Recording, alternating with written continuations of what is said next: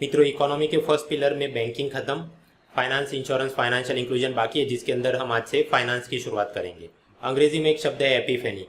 Epiphany मतलब sudden realisation of things, कि अचानक से आदमी को एक चित्र क्लियर हो जाए कि मुझे ज़िंदगी में क्या करना है। जैसे कि अक्षय कुमार को एक दिन पता चल गया कि मैं एक्शन हीरो तो हुई, but if I convert myself into देशभक्त एक्शन हीरो तो उसमें ज़्यादा पॉपुलैरिटी है।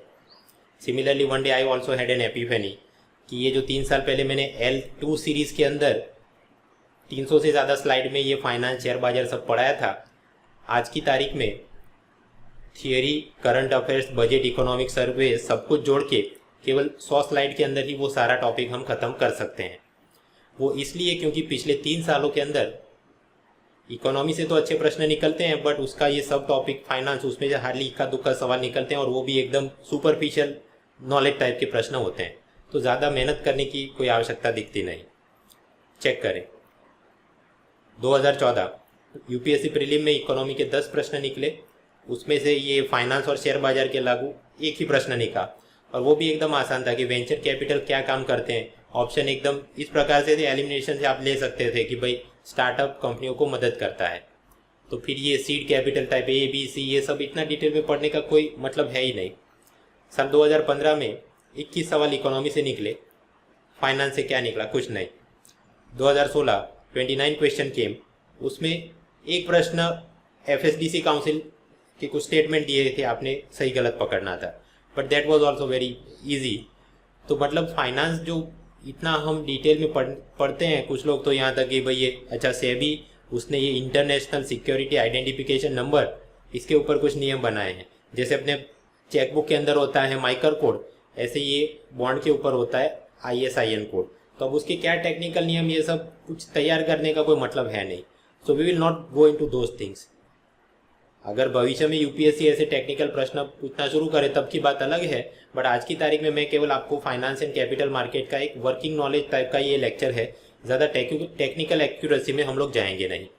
आपको वो चाहिए not for UPSC but for this Indian economic service exam, या सेबी ऑफिसर्स एग्जाम, या RBI ग्रेड ऑफिसर्स एग्जाम, या फिर out of academic curiosity you want to learn all this things, तो आप ये किताब रिफर कर सकते हैं, Indian financial system by professor Bharati B Pathak of Gujarat university, Pearson publication की किताब। और वो भी पूरी नहीं, सिलेक्टेड चैप्टर ही देखने हैं, बट वो भी अपने यूपीएससी के लिए काम के नहीं। यूपीएससी में जो काम था वो आज हम लोग पढ़ लेंगे। फाइनेंस क्या है और उसकी क्यों ज़रूरत पड़ती है। मान लीजिए मेरे पास 5 लाख रुपए हो और मेरी इच्छा हो जाए कि मैं ये 10 लाख रुपए की प्रिंटिंग प्रेस खरीद लेता हूँ और करंट अफेयर्स के मैगजीन इशू करता हूँ, बेचता हूँ। पर आप देख सकते हैं कि भाई मशीन, मेरे पास जितनी बचत है उससे ये दुगनी लागत का मशीन है, तो मैं पैसा डबल कैसे करूँ। एक तरीका हो सकता है मैं SBI की फिक्स डिपॉजिट में पैसा डाल दूँ, अराउंड 7% इंटरेस्ट रेट, तो मेरा पैसा कब डबल होगा? There is one rule of 72, मतलब जो भी कंपाउंड इंटरेस्ट मिल रहा है वो आंकड़ों को पकड़ के आप 72 से उसको डिवाइड करो, तो you will realise around 10 years में मेरा पैसा डबल हो सकता है। तो 5 के 10 लाख कब होंगे? 2017 में डालूंगा, 2027 में डबल होंगे। तब जाके मैं ये मशीन खरीद सकता हूँ क्या? No, because it is possible तब तक इसका ये स्टील और सारी सर्किट पुर्जे महंगे हो गए हो, सो वो मशीन उस जमाने में 12 लाख रुपए में बिकती हो, या फिर कि ये पूरी टेक्नोलॉजी ऑब्सोलीट हो गई हो, कोई फिजिकल मैगजीन टच ही नहीं करता हो, सारे लोग अमेजॉन किंडल पे ही अपनी पढ़ाई करते हो, राइट। तो मतलब अपने पैसों की बचत से आप कोई धंधा करना चाहते हैं, then it is not a good strategy. Better you arrange for finance. आपके पास 5 लाख रुपए हैं, बाकी के 5 लाख का इंतजाम करो। कैसे कर सकते हो? एक किसी को आप मुनाफे में हिस्सेदारी देने का वायदा कर दो और उससे पैसा लेके आओ, जैसे कि ये शेयर वगैरह होता है, इक्विटी फाइनेंस आप कर सकते हो। मान लीजिए 2 लाख मैंने ऐसे जमा कर लिए और बाकी का पैसा मैं कहीं से उधारी में लेके आऊँ कि मेरी कंपनी को मुनाफा हो या ना हो, मैं आपको प्रॉफिट, प्रिंसिपल और इंटरेस्ट वापस कर दूंगा। So that type of loan, debenture, bond, debt finance जिसको बोलते हैं। मान लीजिए ऐसे 3 लाख में लेके आए, तो खुद के मेरे 5 लाख +2 +3 कुल मिला के 10 लाख की रकम हो गई, and we can start this company. Okay, so that is finance.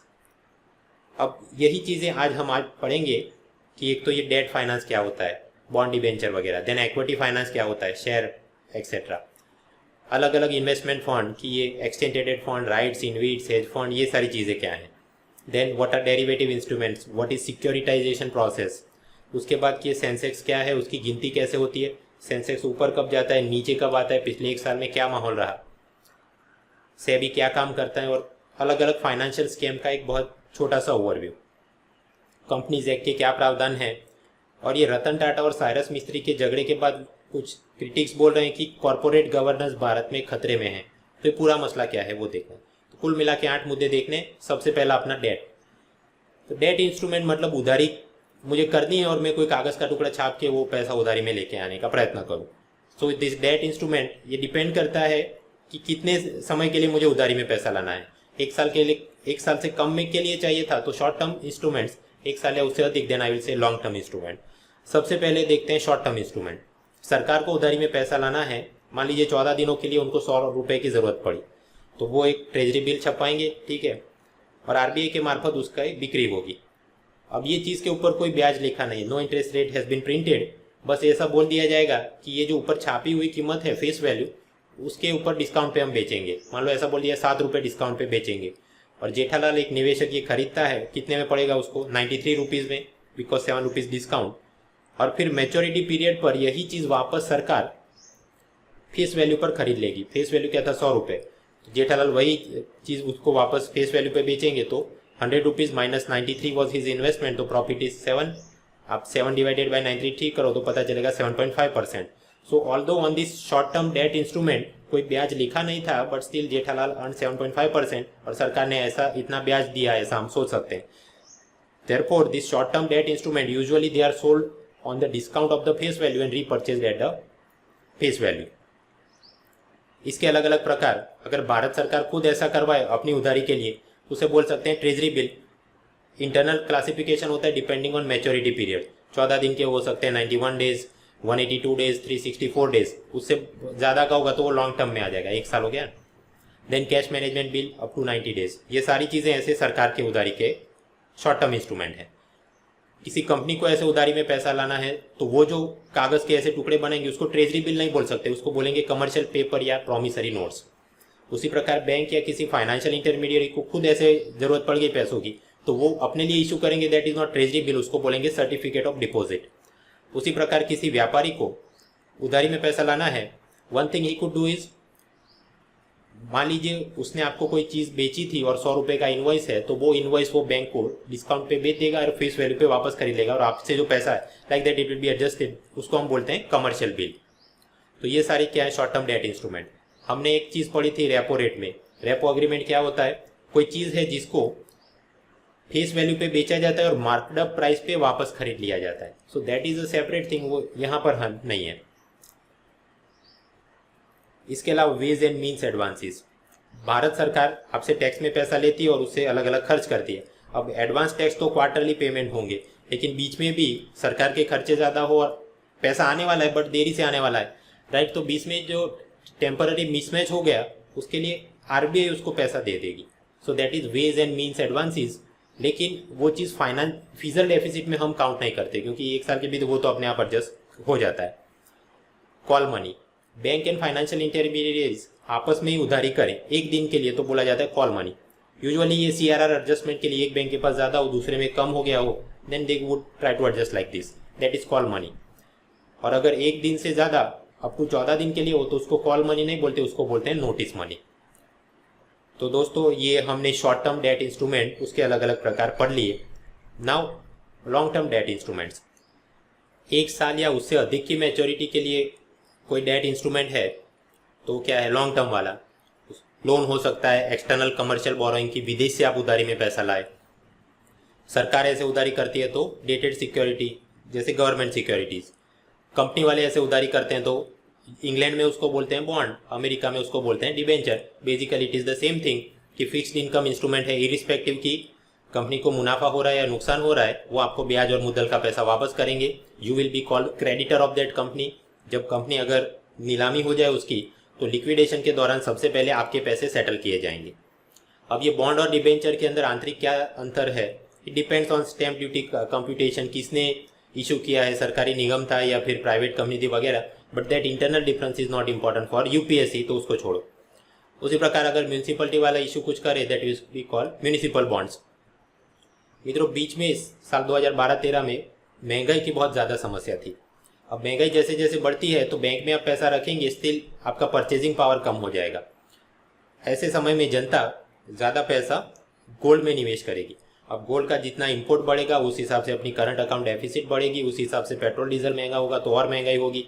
That vicious cycle. इसे तोड़ने के लिए आरबीआई ने सोचा कि हम कोई ऐसे नए इन्वेस्टमेंट इंस्ट्रूमेंट निकाले ताकि जनता का सोने के प्रति मोह कम हो जाए। तो वो लेके इन्फ्लेशन इंडेक्स बॉन्ड, जिसकी मदद से जनता से पैसा मोबिलाइज करके भारत सरकार को दिया जाएगा उधारी में। नाम से ही सिद्ध है, इन्फ्लेशन के साथ इंडेक्स किया गया है कि आप वो खरीदें, उस पर आपको ब्याज कितना मिलेगा, it depends. Consumer price index में महंगाई दर कितना चल रहा है, मान लीजिए 4% चल रहा हो तो उसके ऊपर आपको 1.5% दैट इज 5.5% ब्याज मिलेगा। अब साल 2013 में तो ट्विन डिजिट इन्फ्लेशन चला तो बहुत मोटी रकम मिलती थी। आज की तारीख में तो because RBI has manage to control the inflation between 2% to 6%, तो 5.5% ब्याज किसी को मिले तो बेटर एसबीआई में एफडी किया तो भी 6-7% मिल जाएगा, right. So now they have lost their sheen, बट उस जमाने में डबल डिजिट इन्फ्लेशन में तो मोटी रकम मिल जाती क्योंकि महंगाई जितनी हो उससे ज़्यादा आपको दिया जाता था ब्याज। So that was inflation index bond. अब उसका इंटरनल की कौन कितना बुक करा सकता है वगैरह, it is an outdated topic, so I am not going there.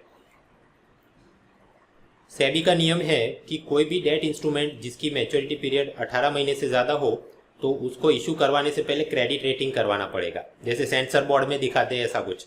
अब विजुलाइज करिए, किसी रिव्यूअर को मैं अपनी मूवी भिजवा दूं और फिर वो देख के अखबार में लिखे 7 स्टार है, 5 स्टार है, 0 स्टार है, टाइगर श्रॉफ की मूवी में जैसे होता है। एनीवेज, तो वो हो गया क्रेडिट रेटिंग। ऐसा काम करने वाली संस्था है जैसे कि standard and poor, Ernst and young वगैरह। अगर वो कोई मान लीजिए अमेरिकन सरकार ने ही ऐसे बॉन्ड इशू किए हैं तो स्वाभाविक है उनकी तो इकोनॉमी जोरदार चलती है, राइट। वो सरकार अपने ब्याज मुद्दल का पैसा वापस करने वाली है, so there is assured return and they are unlikely to default on their payments. तो उनको बोला जाता है गिल्ट एज सिक्योरिटी, जिनका ये AAA AA ऐसा बढ़िया रेटिंग आ गया हो। अब आप समझिए यूएस ट्रेजरी बॉन्ड को इतना बढ़िया रेटिंग मिल गया, that means it is sellers market. वो जब नीलामी करवाएगा या बेचना शुरू करेगा तो सामने निवेशक कतार में ज़्यादा होंगे, तो बायर्स को गरज होगी, सेलर को तो लेना है तो ले वरना जा, राइट। सो वो कोई 12% 15% ब्याज आपको ऑफर नहीं करेंगे, they will give you around 2%। So gilt edge security के ऊपर रिटर्न बहुत कम होता है, but it is assured return, they are not going to default on the payment. ये एक बात हुई। उसके सामने ये विजय माल्या जैसी कोई कंपनी एकदम खड्डे में गई हो तो उसका रेटिंग क्या आएगा, CCC junk series, that company is likely to default on his payments. तो then in that case it will be a buyer's market. बेचने वाले को ज़्यादा गरज होगी, then they will offer you कि ले लो सेट, मेरा 15% ब्याज देता हूँ, 17%। So those are junk bonds. जब कोई सरकार के गवर्नमेंट सिक्योरिटी ट्रेजरी बॉन्ड का रेटिंग होता है तो कौन से फैक्टर देखे जाते हैं, वो देखेंगे फिजिकल डेफिसिट कितना है, इन्फ्लेशन कितना है, infrastructure, foreign investment, GDP growth. उस हिसाब से ये स्टैंडर्ड एंड पुअर वगैरह आपके रेटिंग करेंगे। अपने नए इकोनॉमिक सर्वे ने अरविंद सुब्रमण्यम ने इनको क्रिटिसाइज किया है कि देखो ये चाइना का ग्रोथ रेट कैसे नीचे गिर रहा है, फिर भी स्टैंडर्ड एंड पुअर वालों ने तो उनको AA सीरीज में ही उनके सॉवरेन बॉन्ड को रखा है, जबकि भारत सरकार इतने सालों में कभी हमने अपने सरकारी बॉन्ड के ब्याज मुद्दल के पैसे में डिले नहीं किया। अपना तो ग्रोथ रेट भी बढ़िया चल रहा है, still we are given BBB rating. तो मतलब ये स्टैंडर्ड पुअर और ऐसी रेटिंग एजेंसी वो हमारे साथ कोई स्टेप मदरली ट्रीटमेंट, भारत के साथ दोहरा मानक अपनाया जा रहा है। अब इसके क्या कारण, वो लंबी चर्चा हो सकती है कि depending on yuan investment and dollar exchange वगैरह वगैरह, बट वो पंचायत का कोई अपने लिए काम नहीं, तो छोड़ो उसको। अगर कोई रेटिंग एजेंसी आपकी गवर्नमेंट सिक्योरिटी सॉवरेन बॉन्ड को कम मार्क्स दे दे, CCC सीरीज घटिया घोषित कर दे, उसके इम्प्लीकेशंस क्या होंगे। जब ये सरकार नए बॉन्ड इशू करेगी, मान लीजिए कि आरबीआई की कुबेर प्लेटफॉर्म पे इसका बुकिंग हो रहा है, it will be a buyer's market, ग्राहकों को गरज नहीं होगी तो वहाँ पर बुकिंग पूरी मात्रा में होगा नहीं, then you will have to sell that thing at a discount. ठीक है, तो जैसे 14 दिन की ट्रेजरी बिल आप डिस्काउंट पे बेच रहे थे, similar things will happen here. But आप सोचिए कि 20 साल तक तो वो ब्याज के हिसाब से आपको उधारी में पैसा लाना बहुत महंगा हो जाएगा। एक बात, मान लीजिए आपने पहले ही बॉन्ड इशू कर दिए थे और बाद में किन्हीं कारणों से आपका रेटिंग गिरा दिया गया, इन दैट केस इन्वेस्टर ये सोचेगा कि ये सरकार अब अपने प्रिंसिपल इंटरेस्ट पे डिफॉल्ट कर जाएगी, so they will sell away that thing to someone else, जिसके चलते बॉन्ड डील बढ़ना शुरू हो जाएगी। तो जब आप भविष्य में वापस इशू करेंगे, the other investor will expect even higher thing, so future borrowing becomes expensive in either case. अब ये बॉन्ड यील्ड चीज़ क्या है जरा समझते हैं। मान लीजिए भारत सरकार ने गवर्नमेंट सिक्योरिटी इशू की है जिसपे लिखा है कि भाई 100 रुपये का इसका मूल्य है, 5 साल तक आप रखेंगे तो हम आपको 8% ब्याज और ये प्रिंसिपल 100 रुपये वापस करेंगे। मान लीजिए विजय पाठक ये चीज़ खरीदते हैं तो उनका निवेश कितना हो 100 रुपये, और 5 साल तक अपने दिल के पास संभाल के रखेंगे तो कितना वापस होगा 108 रुपये। So his bond yield to maturity या प्रॉफिट या इंटरेस्ट वो कितना कमाएंगे 8%। लेकिन मान लीजिए उनको कोई आदमी टिप देता है कि भाई ये क्या 8% में आप पड़े हैं, ये रतन टाटा ने नए टाटा के नैनो मॉडल लॉन्च किए हैं, आप टाटा की कंपनियों में निवेश करिए, वहाँ तो शेयर पे आपको मोटा डिविडेंड मिल सकता है। So in that case Vinay Pathak में try to sell his government securities. ऐसे केस में हो सकता है विनय पाठक जल्दबाजी में जो 100 रुपये में चीज़ खरीदती थी वो 90 रुपये में किसी को बेच के वो निकल जाएगी, मुझे तो नैनो में ही निवेश करना है। मान लीजिए ऐसा करके 90 रुपये में जेठालाल ने वो गवर्नमेंट सिक्योरिटी खरीदी, तो जेठालाल का निवेश हुआ 90 रुपीज़, और वो बाकी के मैच्योरिटी तक अपने दिल के पास उसको संभाल के रखें तो कितना पैसा मिलेगा। सरकार तो विनय के पास हो या जेठालाल के पास हो, उनको तो ब्याज मुद्दल किसी को भी देना तो था ही, राइट, तो वो तो 108 देंगे ही। So but in this case Jethalal profit क्या हुआ, 90 पे 108 मिले, 20%। लेकिन मान लो उसको भी कोई टिप दे दे कि भाई छोड़ो ये 8% वाला, जाके आप रिलायंस जियो के अंदर निवेश करिए क्योंकि वो तो और ज़्यादा बड़ा डिविडेंड आपको मिल सकता है। So in that case Jethalal में ट्राई टू एग्जिट और वो और सस्ते में बेच के भाग जाए, तो मैं ये चीज़ 80 रुपये में खरीद लूँ, ये गवर्नमेंट सिक्योरिटी 80 रुपये में मैंने खरीदी, अपने दिल के पास संभाल के रखूँ, तो मैच्योरिटी पर मुझे कितना मिलेगा 108 रुपये, तो मेरा बॉन्ड यील्ड या प्रॉफिट परसेंट क्या हुआ 35%। तो चीज़ तो एक ही है, बट जैसे जैसे बिकती जाती है आप देखिए क्या हो रहा है। ऐसा होगा जब इकोनॉमी के अंदर बूम पीरियड चल रहा हो, तो निवेशक ये सरकारी चीज़ों को बेच के they will try to invest in private companies जहाँ पर शेयर और वहाँ पर डिविडेंड में उसको मोटी रकम की आवश्यकता हो, अपेक्षा हो। एक ये कारण हो सकता है। दूसरा कारण हो सकता है अगर वो सरकार की फिजल डेफिसिट इतनी बढ़ गई हो कि निवेशक को लगे कि ये अब अपना ब्याज मुद्दल का पैसा ये सरकार वापस दे ही नहीं सकती, जैसा ग्रीस में हो रहा है, then they will try to run away in any case. ऐसे प्रकार मान लीजिए कि कोई रेटिंग एजेंसी अचानक से किसी सरकार का रेटिंग डाउन कर दे कि BBB से एकदम C या D में रख दे, then also investor will try to fly away कि समथिंग बेटर देन नथिंग, एकदम पानी के भाव पे बेच के भी वो निकल जाए, तब भी आपको ऐसा ही परसेंटेज गेम खेल देखने को मिलेगा। ये मैंने जो आपको सीखा है दैट इज टेक्निकली इनकरेक्ट, असल में फॉर्मूला ऐसा है, बट मैंने जो शुरुआत में कहा पंडिताई करने का यहाँ पर कोई मतलब नहीं। समझने लायक बात क्या है, 100 रुपये का बॉन्ड था, 90 रुपये में बिका, फिर 80 रुपये में, तो जैसे जैसे बॉन्ड प्राइस कम हो रहा है बॉन्ड यील्ड बढ़ रहा है। So there is inverse relation between this two. मान लीजिए RBI cheap money, easy money, dovish money policy अपनाए, मतलब कि आरबीआई अपने ब्याज दर कम करवा दे। इस केस में इकोनॉमी में परिस्थिति ये होगी, जनता क्रेडिट कार्ड पे, लोन पे जमकर खरीदारी खरीदेगी, गाड़ी खरीदी, लैपटॉप खरीदा, व्हाटएवर, तो स्वाभाविक है उस हिसाब से निवेशक सोचेगा कि उन सभी कंपनियों के अंदर मैं निवेश कर लूँ तो प्रॉफिट और डिविडेंड ज़्यादा मिलने की अपेक्षा है।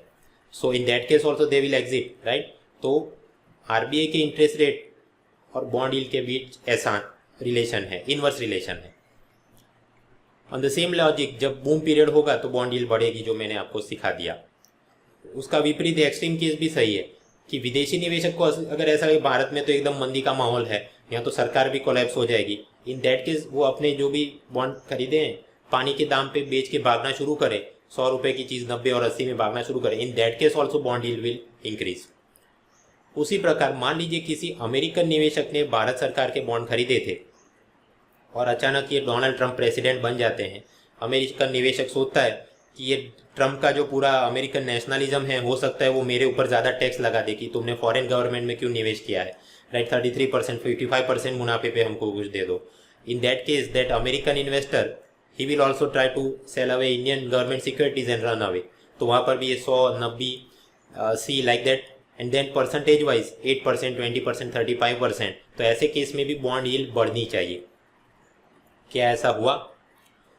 South Korea, Thailand, Malaysia, Indonesia, इन सब के आप ग्राफ देखिए और ये डॉटेड लाइन के बाद में, ट्रंप के इलेक्शन के बाद में आप पाएंगे कि हर एक सरकार का बॉन्ड यील्ड बढ़ा है। Why? Because the investors were running away by selling those things at cheap. लेकिन आप पाएंगे कि भारत सरकार ही अपवाद रूप है कि जहाँ गवर्नमेंट बॉन्ड यील्ड असल में कम हो रही है। ऐसा कैसे संभव? क्योंकि ट्रंप का चुनाव साथ ही साथ नोटबंदी भी हुई। अब नोटबंदी मतलब जनता अपने 500,000 के नोट बैंकों में जमा कर रही है, तो बैंकों के NDTL बढ़ेगा तो सामने वो अपने डिपॉजिट इंटरेस्ट रेट धीरे धीरे कम करेंगे। वाई? क्योंकि रॉ मटेरियल उनके पास ज़्यादा है, और साथ ही साथ वो अपने लोन के ब्याज दर भी धीरे धीरे कम करेंगे। वाई? ये रॉ मटेरियल ऐसे पड़ रहे तो उसको कहीं घुमाना पड़ेगा। अब अगर किसी निवेशक ने मान लीजिए 10 साल की ऐसी लंबी मैच्योरिटी वाले गवर्नमेंट बॉन्ड खरीद के रखे हैं, वो ये सोचेगा कि मैं भारत सरकार के बॉन्ड बेच के भागूँ तो भाग के जाऊँगा कहाँ, राइट? क्योंकि वो अगर किसी प्रोजेक्ट में निवेश करने जाए बट बैंकों के पास वो पहले ही सस्ते में लोन कहीं पे दे रहे हैं, so interest wise it would be a loss making proposition. So he will think कि मैं इसको होल्ड ही करता हूँ। और दूसरे निवेशक शायद कि वो चलो हम भी गवर्नमेंट सिक्योरिटी में पैसा डाल दे, क्योंकि अब तो बैंक वाले जैसे जैसे अपने ब्याज दर कम करेंगे तो हम किसी प्रोजेक्ट को किसी कंपनी के डिवेंचर में डालें, उसमें बरकत दिखेगी नहीं। So because of all this reason you would see के कैसे अपना तो गिर गया। मान लीजिए किसी ऑयल कंपनी ने खुद के ही बॉन्ड इशू किए हैं, राइट? अब जैसे जैसे विश्व बाजार में ऑयल का दाम घटेगा, मतलब कंपनी की प्रॉफिटेबिलिटी कम होगी, हो सकता है कि वो कोलैप्स हो जाए। ऐसे केस में निवेशक उसकी ऑयल कंपनी के खुद के बॉन्ड सस्ते में बेच के भागना शुरू करे। So in that case bond yield will rise for that oil company. Shell gas company के लिए भी होगा, क्योंकि जैसे जैसे ऑयल सस्ता हो जाएगा लोग शेल गैस की जगह ट्रेडिशनल ऑयल पे ज़्यादा भार देंगे, राइट? तो ऐसी कंपनी को भी नुकसानी हो जाएगी। Maybe they may not be able to repay their principal and interest, तो निवेशक वहाँ से भागना शुरू करे तो शेल गैस कंपनियों के खुद के बॉन्ड की यील्ड भी बढ़ सकती है। बट उस वक्त मान लीजिए डोनाल्ड ट्रंप उन कंपनियों को सब्सिडी दे दे, शेल गैस कंपनियों को सब्सिडी दे दे ताकि उनको नुकसानी से बचा सके। इन दैट केस वो जो बहुत यील्ड बढ़ती है वो थोड़ी काबू में आ जाए। बट फिर यूएस गवर्नमेंट की खुद की फिजिकल डेफिसिट लंबी होना शुरू हो जाएगी। इन दैट केस फिर उसकी बॉन्ड यील्ड बढ़ना शुरू हो जाएगी एंड सो ऑन। तो ये पीएचडी इतनी लंबी चल सकती है, बट मैंने शुरुआत में बताया ये पंचायत का कोई मतलब है ही नहीं। I am teaching this to explain to you कि भाई ऐसी बेफिजूल के न्यूज़ आर्टिकल के अंदर आप टाइम वेस्ट मत करें। पढ़ने लायक चीज़ ये है। कूपन बॉन्ड क्या है?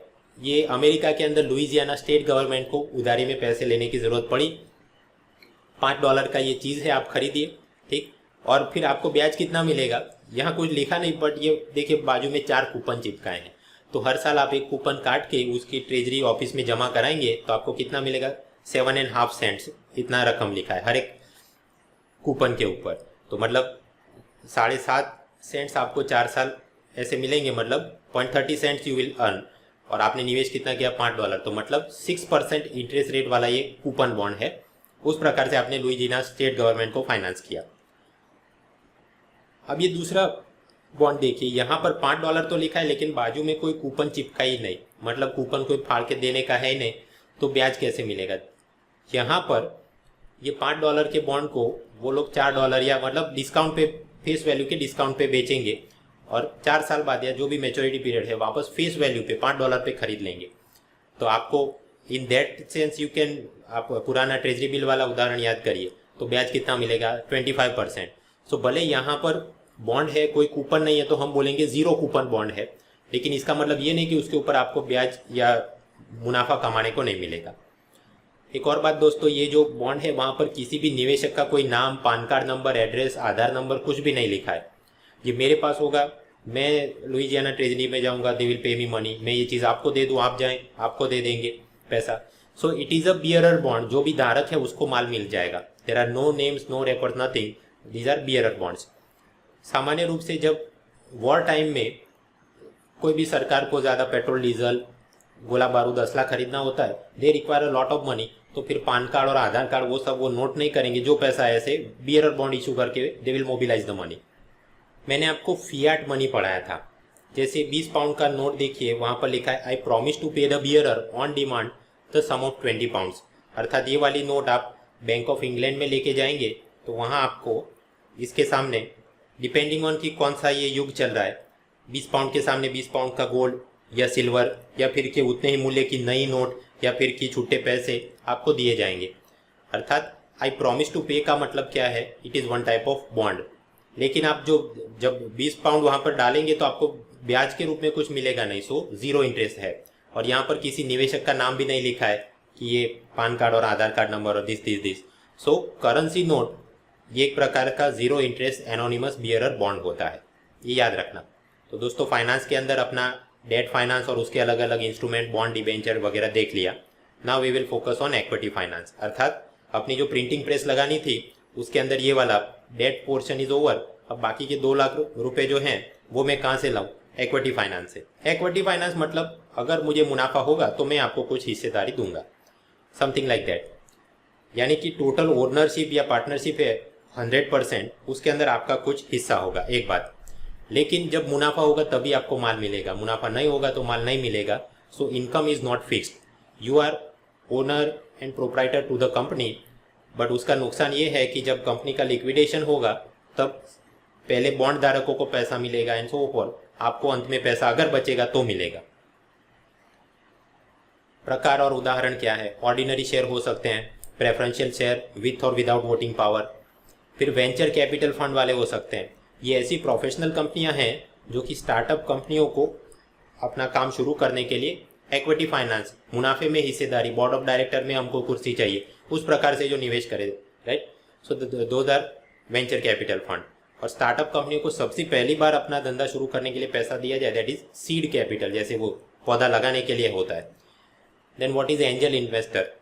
ऐसे एकदम धनवान लोग जो बस शौकिया किस्म से बस मजा लेने के लिए किसी स्टार्टअप कंपनी को निवेश में पैसा दें, इक्विटी फाइनेंस करें, then they are angel investor. Azim Premji, Ratan Tata वगैरह। इनको वेंचर कैपिटल क्यों नहीं बोल सकते? क्योंकि रतन टाटा, अजीम प्रेमजी का मुख्य काम कुछ और है, ये तो बस ऐसे ही मस्ती में करते हैं, राइट। अगर प्रोफेशनली फुल टाइम दाल रोटी इसी काम से निकलती होती देन वी वुड सेड कि भाई वो लोग वेंचर कैपिटल फंड वाले हैं। डेट एंड इक्विटी फाइनेंस के अंदर टैक्सेबिलिटी भी जरा समझ लेते हैं। मान लीजिए रिलायंस जियो शुरू करने के लिए 200 रुपये के कैपिटल की मुकेश अंबानी को जरूरत पड़ी थी, जिसमें से 100 रुपये वो इक्विटी फाइनेंस शेयर इशू करा के लेके आते हैं। और ये जियो में तो ऑब्वियसली मुनाफा होता ही होगा। सो मान लीजिए 10 रुपये डिविडेंड इशू किया गया, जेठालाल के पास ऐसा एक शेयर है, then he will get 10 rupees dividend. अब इसके ऊपर टैक्स कैसे लगेगा? सरकार का एक टैक्स है डिविडेंड डिस्ट्रीब्यूशन टैक्स, अर्थात मुकेश अंबानी डिविडेंड का 10 रुपया जेठालाल को देने से पहले टैक्स का इतना रकम वो काट के सरकार में खुद से जमा करनी पड़ेगी। So that DDT it is at source type का टैक्स हुआ। जो रकम जेठालाल को मिली बाय डिफॉल्ट उस पर टैक्स नहीं लगेगा, क्यों? टैक्स तो कट के आ गया। लेकिन अगर 10 लाख से अधिक डिविडेंड उनको मिल रहा है तो एडिशनल 10% जैसा कुछ टैक्स और उन्होंने खुद से भी भरना पड़ेगा वो रकम पे। So that will be at destination. तो ये एक काम हो गया। मान लीजिए 100 रुपये इक्विटी फाइनेंस पे इस प्रकार से चला, सामने बाकी के 100 रुपये मुकेश अंबानी बॉन्ड इशू करके डेट फाइनेंस में लाए थे कि 8% ब्याज देंगे, तो 100 रुपये पे जेठालाल को कितना ब्याज मिलता? 8 रुपये। अब यहाँ पर नियम होता है कि 8 रुपये ब्याज मुकेश अंबानी जेठालाल को पे करे उससे पहले टैक्स डिडक्शन एट सोर्स के नाम पे 5% काट के सरकार में जमा कराने होंगे, मतलब आई थिंक 40 पैसा, और बाकी की रकम वो जेठालाल को देंगे, that will B 7 rupees and 60 पैसा। अब उसके ऊपर जेठालाल वो टैक्सेबल इनकम में गिनेंगे, और मान लीजिए कि 2.5 लाख से ज़्यादा टैक्सेबल इनकम होगी, then Jethalal will pay additional tax. और उस वक्त आप विजुलाइज करिए, जैसे पेटीएम के आपके वॉलेट में मान लीजिए 10 रुपये हैं और आपने 50 रुपये की चीज़ खरीदनी है, तो वहाँ से 10 कट के बाकी के 40 आप क्रेडिट कार्ड वगैरह से पे करोगे, right. Like that then it will be adjusted.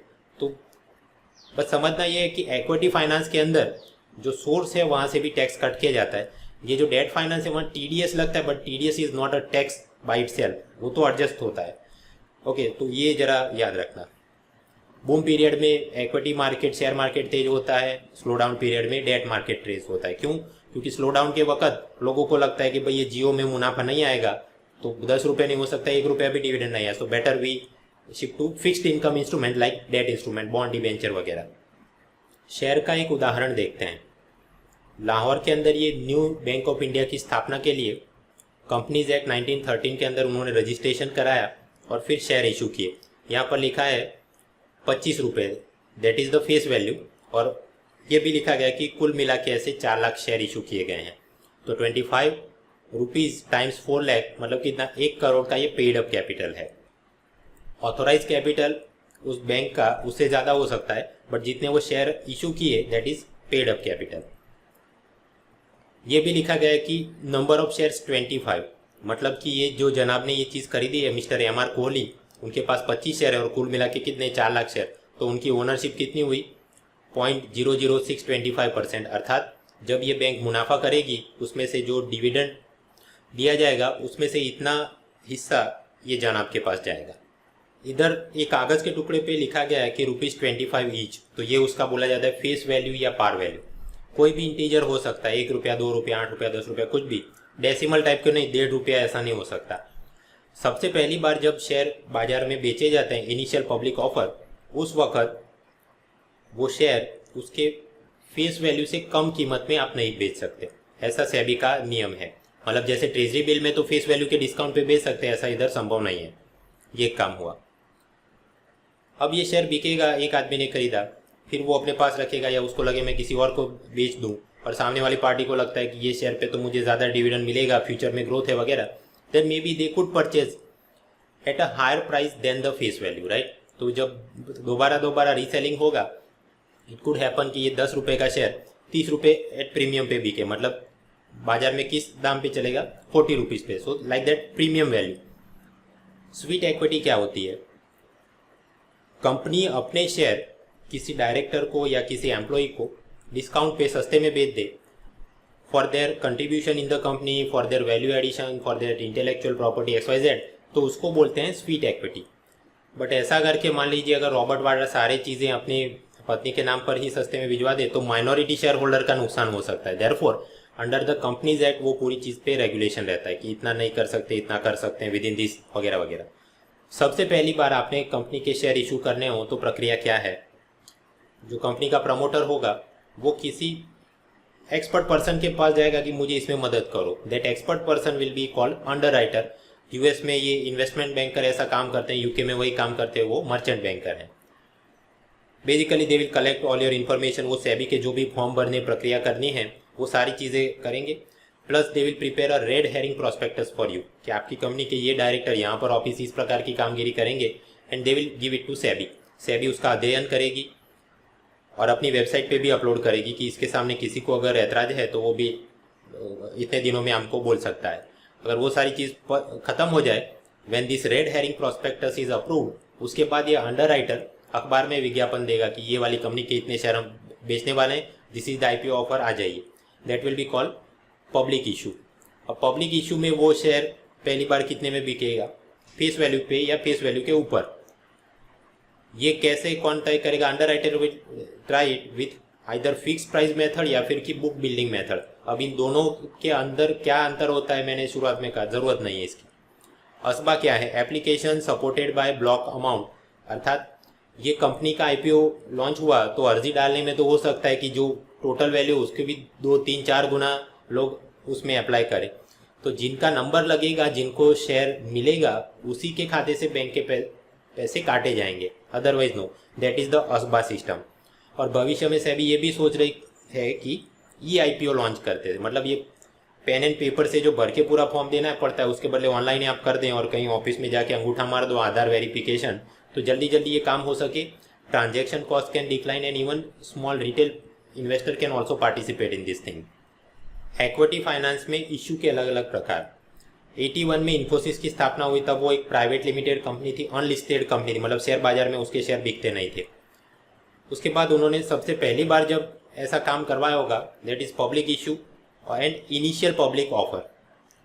जन सामान्य उसमें अर्जी डाल के आ सकता है।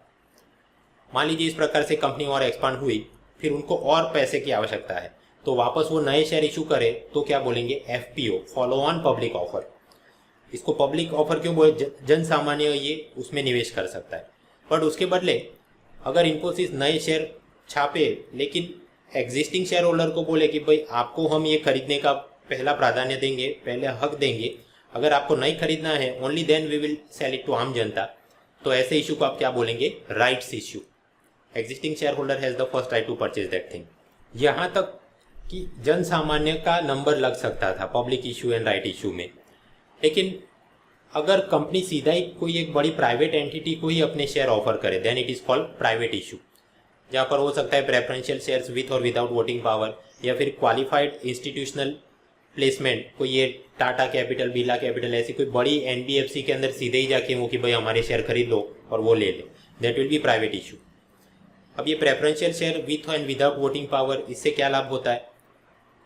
मान लीजिए SBI को बासेल 3 रिकैपिटलाइजेशन के लिए नया कैपिटल की आवश्यकता है, वो बाजार में अपने शेयर इशू करें, बट भारत सरकार की ये शर्त हो कि भाई हमारा जो 51% शेयर होल्डिंग था वो कम नहीं होना चाहिए। इन that case SBI can issue preferential shares without voting power, और वो आम जनता खरीदे फिर भी वो डिसीजन मेकिंग में उनका दबदबा सरकार का ही बरकरार रहेगा। So then it can help. Similarly Axis bank को अगर पैसों की आवश्यकता है but maximum FDI in private sector bank is 74%, फिर भी वो एडिशनली बाहर से लाना चाहते हैं, they could do one thing is कि भाई preferential shares without voting power, और वो कोई बड़े क्वालिफाइड इंस्टीट्यूशनल जैसे गोल्डमैन सैक्स वगैरह को ये बेच दें, like then it can help. Equity finance के ये अलग अलग इशू टाइप हमने समझ लिए। शेयर स्प्लिटिंग क्या है? मान लीजिए कोई एक कंपनी का इक्विटी कैपिटल कुल मिला के 100 रुपये है, प्रमोटर्स के पास 90 रुपये के शेयर हैं और जेठालाल के पास 10 रुपये का एक ऐसा एक शेयर है। यहाँ तक काम चल रहा था। लेकिन मान लीजिए जेठालाल को यहाँ से निकल जाना हो तो वो किसी को बेचने जाए, बट सामने विनय पाठक ये बोले कि भाई मेरे पास 10 रुपये है ही नहीं, मैं तो 2-3 रुपये का होता तो खरीदता। So the liquidity is less. अगर ये कंपनी वाले ऐसा बोल दें कि भाई आज की तारीख से आपका 10 रुपये का एक शेयर है, उसके बदले ये समझो कि 1 रुपये के 10 शेयर हैं, अगर ऐसा ब्रेकअप करवा दिया जाए then it will be call share splitting. तो जेठालाल के पास तो अभी भी 10 रुपये ही हैं, बट शेयर की मात्रा कैसे छोटे डिनोमिनेशन में, छुट्टे पैसा जैसा हो गया, राइट। सो नाउ अगर उसको निकलना भी होता तो 2 रुपये का शेयर एक को बेचे, दूसरे को 8 के बेचे and so on. So share splitting it provides liquidity to the investor, then because छोटे छुट्टे पैसे टाइप का ये है तो बेचने में सुविधा रहेगी। Other than that share splitting करने से कंपनी का जो नीचे इक्विटी कैपिटल है वो बदल नहीं जाएगा, वो तो पहले 10 और बाकी 90 100 ही था। It does not even change the share holding of the company as long as Jethalal does not sell his shares to someone else, क्योंकि वो तो परसेंटेज वाइज उतना ही थे। बोनस शेयर क्या है?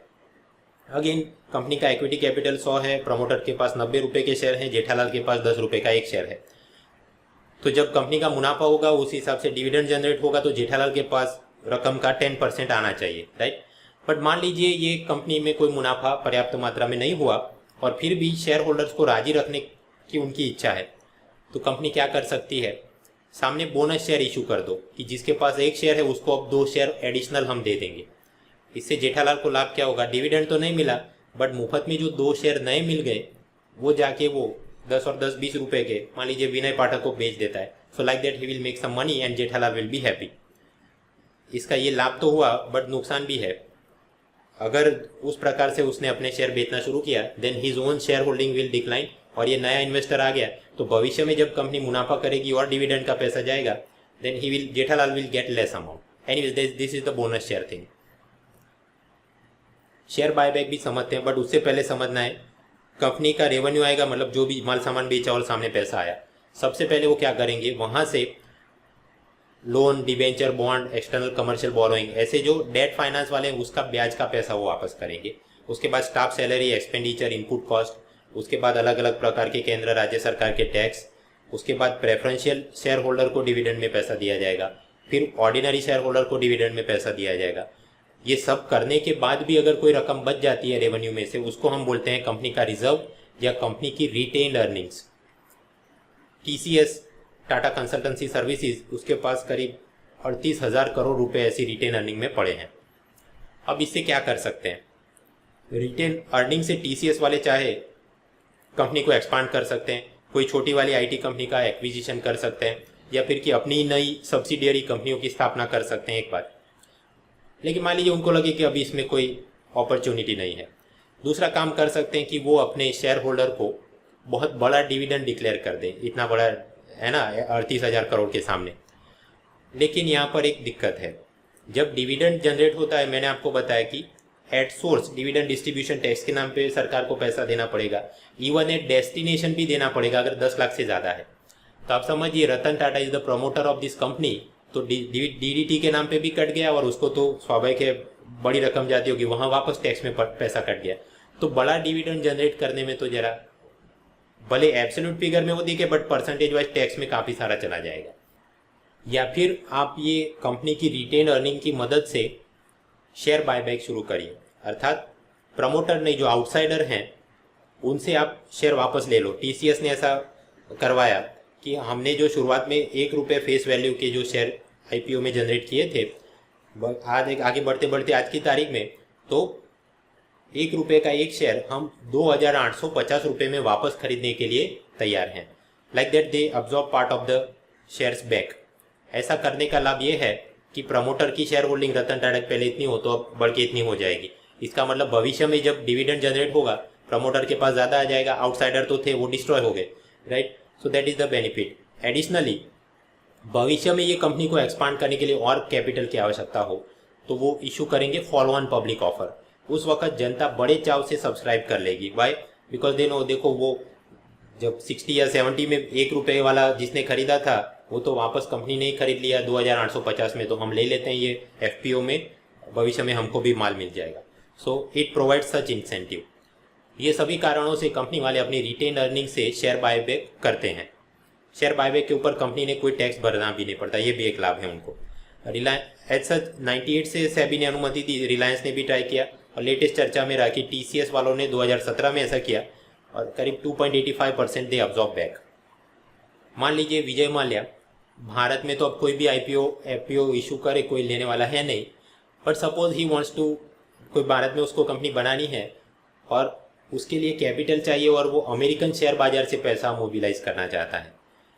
ऐसा करने के लिए फिर उसने अमेरिकन सेबी मतलब सिक्योरिटी एक्सचेंज कमीशन SEC वहाँ पर जाके अपना रेड हेरिंग प्रॉस्पेक्टस दिखाना पड़ेगा, पान कार्ड लो, डीमेट अकाउंट खुलवाओ, आधार कार्ड बनाओ, whatever. It is a long and tedious process.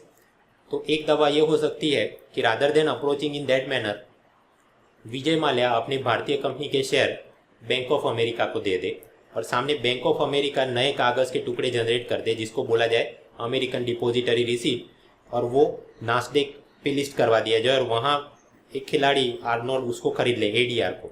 तो उस प्रकार से पैसा घूमते घूमते इक्विटी फाइनेंस का विजय माल्या को मिल गया और सामने माल्या ने जब मुनाफा होगा डिविडेंड जनरेट करना पड़ेगा और वहाँ से वो पैसा डॉलर के स्वरूप में फिर आर्नोल्ड को जाएगा। So this is American depository receipt. इस प्रकार से यूरोपियन यूनियन में आप जाएंगे then you would have global depository receipt. मान लीजिए आर्नोल्ड अपनी कैलिफोर्निया की कोई कंपनी के लिए भारत के शेयर बाजार से पैसा मोबिलाइज कराना चाहता है। इन दैट केस वो भी ऐसा खेल खेल सकता है कि वो अपनी कंपनी के शेयर कोटक महिंद्रा, ICICI ऐसी कोई भारतीय संस्था को दे दे और फिर सामने वो लोग भारत के BSE NSE में कुछ इशू करें, then it will be called Bharat depository receipt and Indian depository receipt. अब उसके भी इंटरनल क्या नियम होते हैं, एक MS साहू पैनल बनी थी वगैरह, बट मैंने शुरुआत में ही आपको बोला कि भाई इतनी पंडिताई का कोई मतलब नहीं, तो छोड़ो उसको। हम लोग पढ़ रहे हैं फाइनेंस, तो डेट मतलब बॉन्ड जैसा, इक्विटी, शेयर, उसके अलग अलग प्रकार, वो सब देख लिया। Now let us take a look over the investment funds की ये REITs, InvITs, hedge fund, exchange traded fund, वो सब क्या होता है। शुरुआत करते हैं बहुत आसान चीज़ से कि म्यूचुअल फंड क्या होता है। जैसे कि ये SBI म्यूचुअल फंड जनता को बोलेगा कि अपने पैसे हमको दो और जिसने जितने पैसे दिए उस हिसाब से उसको यूनिट अलॉट किए जाएंगे। फिर ये पैसों की मदद से SBI वाले खोखे के अंदर इन्फोसिस, मारुति, किंगफिशर, वॉटेवर ऐसी कंपनियों के शेयर बॉन्ड भरना शुरू करेगा। पूरा काम ऐसा जो ऑनलाइन होता है, डीमेट अकाउंट के अंदर होता है, तो हम उसको बोलते हैं ये पूरा उसका पोर्टफोलियो इतने शेयर बॉन्ड से उसने बनाया और ये हर एक शेयर की कीमत ऊपर होती है, नीचे होती है, राइट। सो लाइक दैट उसकी नेट एसेट वैल्यू आप निकालोगे कि इतना बड़ा म्यूचुअल फंड है हमारा। अब जैसे जैसे वो ऊपर वाली कंपनियाँ प्रॉफिट, इंटरेस्ट, डिविडेंड के स्वरूप में पैसा जनरेट करेंगी, वहाँ से सेबी का फंड मैनेजर अपना कमीशन काट के बाकी की रकम आपको देगा, डिपेंडिंग कि आपका यूनिट होल्डिंग कितना है। तो इस प्रकार से ये चलेगा लेटर से 3 साल, 5 साल वगैरह। और अगर आप उस समय मर्यादा से पहले ही ये गेम से निकल जाना चाहते हो तो फिर आपके ऊपर थोड़ी पेनल्टी रकम जैसा लगेगा। That entire process is called exit load. अब म्यूचुअल फंड के प्रकार वो डिपेंड करता है कि वो खोखा जो उसके डीमेट अकाउंट का पोर्टफोलियो है उसमें क्या चीज़ रखी है उसने। अगर मैनेजर ने सारा पैसा शेयर्स के अंदर निवेश किया है तो इक्विटी टाइप का म्यूचुअल फंड है। अगर केवल बॉन्ड खरीद के रखें, डिबेंचर खरीद के रखें, देन डेट टाइप का इंस्ट्रूमेंट है। अगर केवल गवर्नमेंट सिक्योरिटी में वो निवेश करता है then you could say gilt edge प्रकार का म्यूचुअल फंड है। उस प्रकार से रियल एस्टेट, एनर्जी वगैरह वगैरह हो सकता है। So depending on nature of the portfolio and depending on the risk of return. मान लीजिए वो खोखे के अंदर 20% बॉन्ड रखता है और 80% शेयर रखता है, तो शेयर के अंदर क्या है, अगर कंपनी बड़ा मुनाफा करेगी तो बड़े डिविडेंड की आप अपेक्षा रख सकते हो। सो देन यू वुड से कि एक ग्रोथ टाइप का म्यूचुअल फंड है। फिर कुछ ऐसे होते हैं जो 50-50 बॉन्ड एंड शेयर के अंदर रखते हैं, then you would say balance fund है। उस प्रकार से कुछ म्यूचुअल फंड वाले जनता का पैसा 80% बॉन्ड खरीद लेंगे, 20% ही शेयर में डालेंगे। इन दिस केस क्योंकि बॉन्ड में डाला है तो फिक्स्ड इनकम इंस्ट्रूमेंट है, right, so you are assured of a particular income, तो उसको हम बोलेंगे इनकम टाइप के म्यूचुअल फंड। म्यूचुअल फंड समझ लिया, वहाँ पर रिटर्न कितना मिलेगा, मे बी 9%, मे बी 11%। ये जो बड़े करोड़पति, अरबपति, हाई नेटवर्थ इंडिविजुअल होते हैं उनको तो इतने में मज़ा नहीं आता, दे वांट बिग रिटर्न्स। ऐसे लोगों को केटर करने के लिए कुछ प्राइवेट म्यूचुअल फंड होते हैं, उनको बोला जाता है हेज फंड। सिद्धांत तो वही है कि ये करोड़पति आदमी अपने करोड़ों रुपए ऐसे मैनेजर को देगा और सामने वो हेज फंड मैनेजर उसको यूनिट जनरेट करके देगा। अब ये पैसा हेज फंड मैनेजर कहाँ पर लगाएगा? ऑब्वियसली अगर हाई रिटर्न कमाना है तो कहीं आप government security, gilt edge security में तो डाल नहीं सकते। You have to invest that thing in junk bonds, risky assets. और जैसा अमेरिका का खिलाड़ी हो सकता है कि वो पैसे भारत के अंदर, चीन के अंदर भी निवेश करने का प्रयत्न करे using participatory notes. P notes क्या है वो ब्लैक मनी लेक्चर में आराम से देखेंगे, but using all this things then arbitrage, leverage, short selling, ऐसी अलग अलग क्रिया करके वो भले शेयर बाजार में तेजी ना चली हो फिर भी वो मैक्सिमम रिटर्न जनरेट करने का प्रयत्न करेगा, दैट इज हेज फंड। क्या भारत के अंदर हेज फंड की अनुमति है? हाँ, सेबी ने उनको अनुमति दी है। Technically they are called alternate investment funds, जैसे कार्वी कैपिटल उसको लाइसेंस मिला है। सामान्य म्यूचुअल फंड के ऊपर सेबी के नियम कड़क होते हैं क्योंकि सामान्य निवेशकों की हितों की रक्षा करनी है। सो सामान्य म्यूचुअल फंड वाला उसको ये जंक बॉन्ड, इसके एसेट में इन्वेस्ट नहीं कर सकता, वो क्रेडिट रेटिंग इतना होना चाहिए वगैरह वगैरह, कड़क नियम रहते हैं। हेज फंड के ऊपर वो नियम सेबी के कड़क नहीं होते, बट सामने काउंटर में सामान्य लोग वहाँ जाके निवेश न कर, इसलिए सेबी ने लिमिट बनाई है कि कम से कम 1 करोड़ रुपये ही ये लोग एक व्यक्ति से ले ऐसे ही गेम खिलवा सकते, ताकि ऑर्डिनरी आदमी यहाँ पर जाए नहीं, अपना पैसा बर्बाद ना कराए। ऐसा मैं इसलिए बोल रहा हूँ क्योंकि ये ग्लोबल फाइनेंशियल क्राइसिस के बाद ये हेज फंड उनका बहुत नुकसानी में चल रहा है। जो पहले बहुत बड़े रिटर्न देते थे 12%, 25%, अभी 4-5% इवन अमेरिका के अंदर भी दिलवाने में उनको वांदे हो गए हैं। So therefore they have lost there shine. Rights क्या है? रियल एस्टेट इन्वेस्टमेंट ट्रस्ट, यहाँ पर भी नियम वही है, हाई नेटवर्थ इंडिविजुअल के लिए ही है, मतलब कम से कम 2 लाख रुपए आप निवेश कर सकते हो तो ही आइए। तो ऐसे फंड मैनेजर राइट्स, सेबी का उसके ऊपर रेगुलेशन, काम क्या करते हैं, नाम से ही सिद्ध है, आपसे पैसा लेगा तो सामने आपको यूनिट देगा और वो सारा खोखा में पैसा है वो कहाँ पर निवेश करेगा?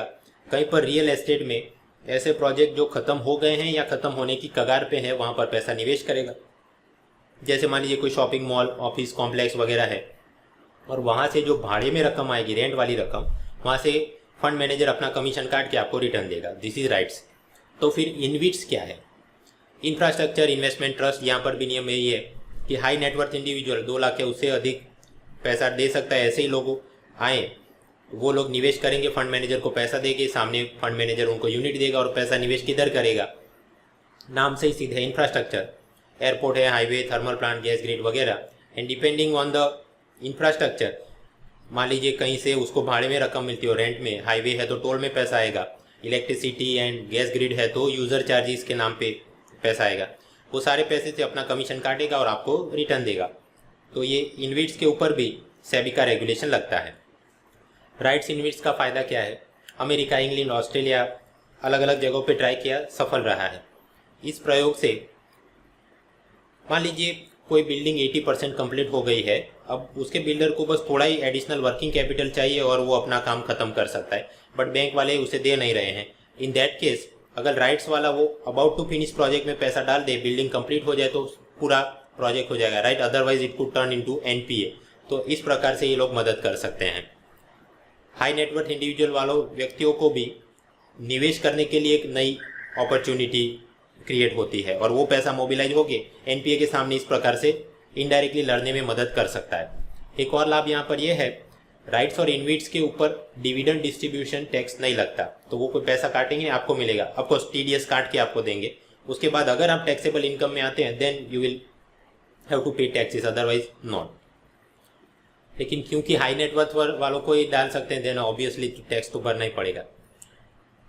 मान लीजिए आपने राइट्स इनविट्स का एक यूनिट खरीदा, आप अपने पास रखेंगे तो रिटर्न मिलेगा, आपको मजा नहीं आ रहा है, you can go and sell it at the stock exchange to some other party. तो इस प्रकार से एग्जिट और लिक्विडिटी का ऑप्शन आपके पास है। लेकिन हाँ, ऐसा करने पर आपको मुनाफा होगा तो उसके ऊपर कैपिटल गेन्स टैक्स लगेगा। तो बस यही सब देखते हुए सेबी आरबीआई ने इसकी अनुमति दी थी और 2017 अप्रैल की first by monthly monetary policy में आरबीआई ने इवन बैंकों को अपने नेट ओन फंड में से अप टू 10% राइट्स इन्वेस्ट में निवेश करने की अनुमति दी। नेट ओन फंड अलग है, एनडीटीएल अलग है, वो कंफ्यूज नहीं करना, मैंने आगे मॉनिटरी पॉलिसी में ये पढ़ा था। एक्सचेंज ट्रेडेड फंड क्या है? मान लीजिए भारत सरकार किसी सरकारी निगम में अपनी शेयर होल्डिंग घटाते घटाते मान लीजिए 100% में से 51% तक लाना चाहती है, तो शेयर वो बेचेंगे और उस प्रकार से पैसा इकट्ठा करेंगे, that is called disinvestment. Up to 51%, उससे ज़्यादा किया तो वो प्राइवेटाइजेशन हो जाएगा। एनीवेज ये कुल 10 अलग अलग सरकारी कंपनियां थी, ONGC, oil India and others. Bharat सरकार की इच्छा थी कि यहाँ पर हमने डिसइन्वेस्टमेंट करना है, लेकिन ये हर एक कंपनी के शेयर बाजार में आप डालेंगे, देन वो बेचना और वो पूरी प्रक्रिया कठिन थी। उन्होंने उसकी दवा ये निकाली कि ये 10 सरकारी निगमों के शेयर्स गोल्डमैन सैश म्यूचुअल फंड उनको दे दिए।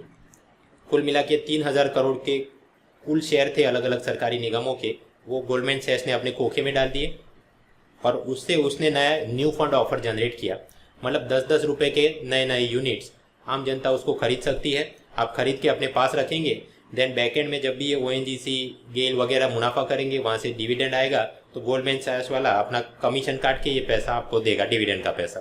सो like that you can earn money. और मान लीजिए आपको मज़ा नहीं आ रहा है, you want to invest somewhere else, तो आप ये वाले यूनिट्स बीएससी एनएससी एक्सचेंज में किसी और पार्टी को बेच भी सकते हो। Therefore they are called exchange traded funds. पहली बार राउंड हुआ तो 3000 करोड़ के इस प्रकार से हो गए, दूसरे राउंड में 6000 करोड़ के और तीसरे राउंड में 2500 करोड़ के। और तब तक ये जो वापस इस प्रकार से जनरेट किया तो उसको न्यू फंड ऑफर नहीं बोल सकते, उस वक्त बोला गया फर्दर फंड ऑफर, ये 6000 और 2500 करोड़ वाला। और तब तक ये रिलायंस म्यूचुअल फंड वालों ने गोल्डमैन सैश को अक्वायर कर लिया, तो अब ये ETF का मैनेजर कौन है? रिलायंस म्यूचुअल फंड है। बजट 2017 में क्या बोला गया कि भाई ये जो अब तक हमने खेल खेला है 10 सरकारी कंपनियों का disinvestment using exchange traded fund method, वहाँ पर निवेशकों ने काफ़ी अच्छा रिस्पॉन्स दिया है। देयरफॉर दूसरी सरकारी कंपनियों के अंदर भी डिसइन्वेस्टमेंट के लिए हम ये वाला ही तरीका अपनाएंगे, उसके लिए अलग से एक्सचेंज ट्रेडेड फंड इशू करेंगे। दोस्तों debt, bond, okay, equity share investment fund में ये REITs, InvITs, hedge fund, ETF, mutual fund, वो सब समझ लिया। Now we will focus on derivatives. इससे पहले हम लोग जो पढ़ रहे थे फाइनेंशियल इंटरमीडिएट्स का क्लासिफिकेशन, वहाँ हमने I5 पढ़े थे, ये एक्जिम, नाबार्ड, NHBN, सिडबी। इसमें से फोकस करिए आप नेशनल हाउसिंग बैंक पर। हाउसिंग बैंक क्या काम करता है? एपेक्स हाउसिंग फाइनेंस इंस्टीट्यूशन है। मान लीजिए SBI ने 4 लोगों को होम लोन दी है और फिर 5वां आदमी आता है कि मुझे भी होम लोन चाहिए, बट सपोज SBI के पास डिपॉजिट में पैसे हैं ही नहीं। वो क्या कर सकते हैं? ये जो पहले 4 लोगों को लोन दी थी उसके लोन पेपर्स वो नेशनल हाउसिंग बैंक को दे दे। वो नेशनल हाउसिंग बैंक वाले इन लोन पेपर को एक खोखे में रखे और उसके सामने नए बॉन्ड इशू कर दे। ठीक, तो मतलब ये बैकएंड में कोई चीज़ थी, उसको खोखे में रख के नई आपने सिक्योरिटी जनरेट की। This bonds are one type of securities.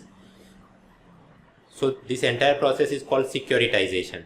अब स्वाभाविक है ये बॉन्ड तो वहाँ पर कि ब्याज मुद्दल में इतना पैसा आपको मिलेगा, आप निवेश करिए। मान लीजिए विनय पाठक और दूसरे लोग इसमें पैसा डालते हैं, then the money that is mobilized वो फिर वापस SBI को जाएगा। तो मतलब जो पहले फाइनेंस में चीज़ दी थी उसकी मदद से नया फाइनेंस में पैसा है, रीफाइनेंस बोलते हैं, जिसकी मदद से कि वो 5वें व्यक्ति को नया होम लोन दे सकती है। अब देखिए ये जो नए बॉन्ड जनरेट किए गए उसकी रकम या उसका वजन कहाँ से आता है? बिकॉज बैकएंड में कुछ लोन पेपर्स है और वो बैकएंड में कोई मकान है, तो लोन का पैसा जब वापस नहीं आएगा वो आप मकान जब्त करके पैसा रिकवर हो सकता है। सो this is called mortgage back securities. और क्योंकि ये बॉन्ड की खुद की वैल्यू नहीं है, वो किसी और चीज़ से अपनी वैल्यू डिराइव कर रहे हैं, therefore we will call them derivatives. नए बजट में क्या बोला गया? ये जो मैंने आपको दिखा है सिक्योरिटाइजेशन प्रोसेस की, कोई चीज़ है उसके फिर टुकड़े करके आप नई सिक्योरिटीज जनरेट करते हैं। Under the SARFAESI act there are asset reconstruction companies, ARC, RBI उसके ऊपर रेगुलेशन करता है। तो इस प्रकार की जो ARC one type of NBFC, सरकार ने बोला कि वो भी सिक्योरिटाइजेशन प्रोसेस कर सकती हैं और इस प्रकार से NPA वाली एसेट वो स्टॉक एक्सचेंज पे लिस्ट करा के वो चीज़ें मोबिलाइज कर सके ताकि NPA रेजोल्यूशन में हमको मदद मिले। होम लोन के लिए ये प्रक्रिया की। अब कोई व्यक्ति होम लोन के लिए अप्लाई करेगा तो ऐसा नहीं कि सीधा मिल जाएगा, right? They will check your history. तो ऐसी आपकी हिस्ट्री कहीं पर होती है कि आपने क्या पहले कोई लोन लिया था, कोई क्रेडिट कार्ड लिया था और उसमें आपने नियमित रूप से रीपेमेंट किया था कि नहीं। ऐसा पूरा डेटाबेस रखने वाली कंपनी को बोलते हैं क्रेडिट इन्फॉर्मेशन कंपनीज। 2005 में उनका कानून बना और आरबीआई उनको लाइसेंस देती है। खैर उससे पहले भी साल 2000 से एक संस्था कार्यरत है, CIBIL, credit information bureau of India limited. तो आप जब लोन के लिए अप्लाई करेंगे बैक एंड में बैंक वाले उससे चेक करेंगे कि आपका इतिहास कैसा रहा और फिर लोन दिया जाएगा एंड सो फॉर। तो पूरा सिस्टम बराबर चलता है। लेकिन अमेरिका के अंदर जिसकी बढ़िया क्रेडिट हिस्ट्री है उसको आप बोलेंगे प्राइम बोरोवर, और जिसका भूतकाल बराबर नहीं है उसको आप बोलेंगे सब प्राइम बोरोवर। तो ऐसे सब प्राइम बोरोवर को भी वहाँ की बैंक वाले भरपूर होम लोन के लिए पैसा दे रहे थे, क्योंकि वो उस वक्त की बुश सरकार ऐसा करने के लिए कुछ प्रोत्साहन दे रही थी।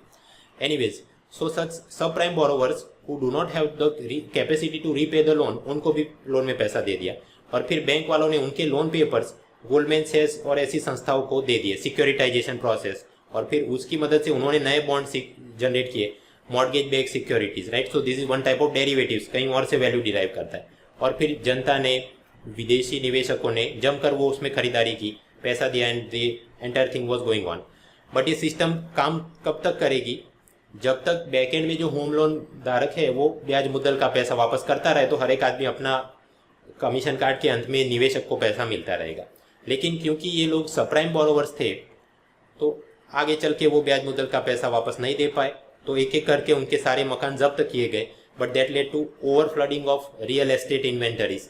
तो आप मकान बेचने भी जाएंगे तो $1000 की वस्तु $100 में भी कोई खरीदेगा नहीं।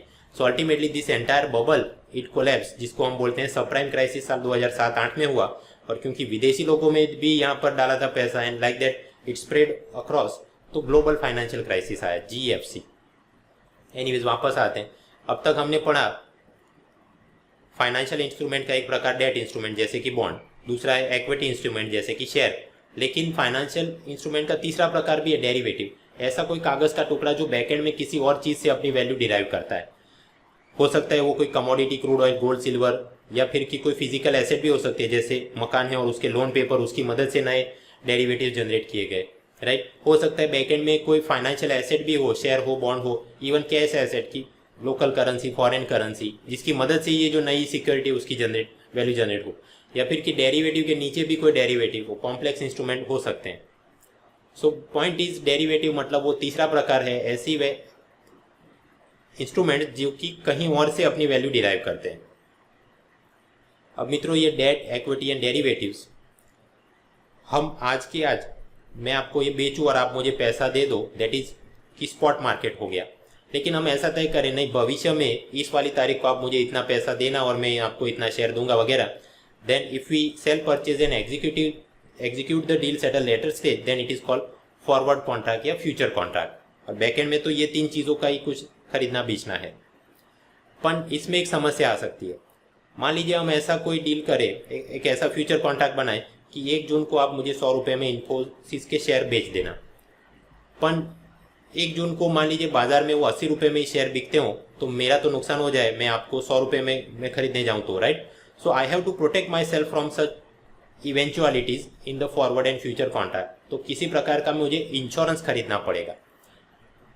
इंश्योरेंस में खरीदूंगा to minimise my risk against this future. तो अगर बायर ऐसा कोई इंश्योरेंस खरीदे उसे बोलते हैं call option. The right to purchase but no obligation to purchase, मतलब वो शेयर 100 रुपये में आपसे मैं खरीदूं, ऐसा मेरे पास हक तो है, बट अगर सस्ते में बाहर मिलता हो I can say no to you, एक थिंग। और सामने सेलर भी ऐसे इंश्योरेंस पॉलिसी ले सकता है, उसको बोलते हैं put option. The right to sell but no option, no obligation to sell. 100 रुपये के सामने मान लीजिए कोई 110 में खरीदने को तैयार हो, right, then you could exit. तो ये एक प्रकार के इंश्योरेंस हो गए। तो इसमें 3 पार्टियां होती है, बायर होता है, सेलर होता है, और एक कॉल या पुट राइटर होता है जो बीच में प्रीमियम लेगा और दोनों पार्टियों को उस प्रकार से सेटल करेगा। अब ये कॉल ऑप्शन, पुट ऑप्शन काम कैसे करते हैं वो PhD मैंने शुरुआत में ही बोला, एपिफेनी, कोई मतलब नहीं है, बस रट्टा मार लेना। Call option right to buy, put option right to sell, and no obligation, तो काम हो गया। स्वैप क्या होता है? स्वैप भी एक प्रकार का डेरिवेटिव इंस्ट्रूमेंट ही है, जहां पर कि एक फाइनेंशियल एसेट को दूसरी फाइनेंशियल एसेट में तब्दील किया जाता है, इंक्लूडिंग कैश। वो ज़्यादा आराम से हम पढ़ेंगे अपने बैलेंस ऑफ पेमेंट लेक्चर में कि ये करेंसी स्वैप अग्रीमेंट क्या होते हैं वगैरह। एक क्रेडिट डिफॉल्ट स्वैप होता है, वो समझे। आलोकनाथ ने मान लीजिए विजय माल्या की कंपनी के बॉन्ड खरीदे, बट उसको ऐसा लगता है कि भाई ये कंपनी अगर खड्डे में चली गई तो मुझे बॉन्ड का ब्याज मुद्दल का पैसा वापस कैसे मिलेगा। In that case he could purchase some type of insurance. मान लीजिए वो LIC से ले ले, वो इंश्योरेंस को आप बोलेंगे credit default swap. In that case अगर माल्या की कंपनी खत्म हो गई तो वो तो बॉन्ड का पैसा वापस नहीं कर पाएगा, बट आलोकनाथ अपने बॉन्ड स्वैप कर देगा LIC को और LIC वाले उसको सामने बॉन्ड का पैसा दे देंगे। अब LIC ऐसा काम नहीं कि it is a life insurance company, but दिमाग में आसानी से बैठ जाए इसलिए मैंने ये इस प्रकार से इंफोग्राफिक्स बनाया। सो क्रेडिट डिफॉल्ट स्वैप क्या करता है, it protects you against the risk of default by that other party. उसी प्रकार करेंसी स्वैप अग्रीमेंट क्या करता है, करेंसी एक्सचेंज रेट के अंदर जो वॉलेटिलिटी होती है उसके सामने आपको प्रोटेक्ट करता है। तो फिर इंटरेस्ट स्वैप अग्रीमेंट क्या करता है, interest rate, loan interest rate के अंदर जो वॉलेटिलिटी उसके सामने प्रोटेक्ट करता है। अब ये कौन कैसे काम करता है, अगेन पंडिताई का कोई मतलब नहीं है, इतना याद कर लिया पर्याप्त है। दोस्तों सिक्योरिटी के हिसाब से मार्केट के 3 प्रकार हो सकते हैं, debt market, equity market and derivative market. और सेटलमेंट के हिसाब से 2 प्रकार हो सकते हैं कि ऑन द स्पॉट हो जाए, मैं आपको पैसा दूँ आप मुझको सामान दे दो, या फिर कि फ्यूचर मार्केट की भविष्य में हम ऐसा करेंगे, ऐसा अभी के लिए तय करें। नए बजट में ये बोला गया कि भाई ये डेरिवेटिव मार्केट और ये स्पॉट मार्केट, इन दोनों को हम ज़्यादा इंटीग्रेट करेंगे ताकि, और बैक एंड में ये जो किसान अपनी कृषि उपज बेच सके उसके लिए ई नाम ऐसा ऑनलाइन पोर्टल बनाया गया है, उसके साथ ये स्पॉट एंड डेरिवेटिव मार्केट को टाइप करेंगे ताकि किसान को अपनी कृषि उपज के ऊपर अच्छा मूल्य मिल सके, ऐसा प्रयत्न करेंगे, better prices to the farmers. अब ये कैसे काम करेगा, एंटायर कॉम्प्लेक्स थिंग, वो पंडिताई का कोई मतलब नहीं, बस इतना याद कर लेना, डेरिवेटिव स्पॉट बैक एंड में इनाम से टाइप होगा तो किसान को लाभ होगा। दोस्तों फाइनेंस के अंदर डेट इंस्ट्रूमेंट, बॉन्ड समझ लिया, इक्विटी समझ लिया, इन्वेस्टमेंट फंड, राइट्स इन्वेस्ट वगैरह देख लिया, डेरिवेटिव समझ लिया। नेक्स्ट लेक्चर मिलेंगे तो सेंसेक्स कैसे काम करता है, सेबी का क्या काम है, अलग अलग स्कैम का ओवरव्यू, कंपनी एक्ट के क्या प्रावधान, और ये साइरस मिस्त्री, टाटा वगैरह के झगड़े में कॉरपोरेट गवर्नेंस क्या भारत में खतरे में है, थोड़ा एक अंदाज़ा ले लेंगे।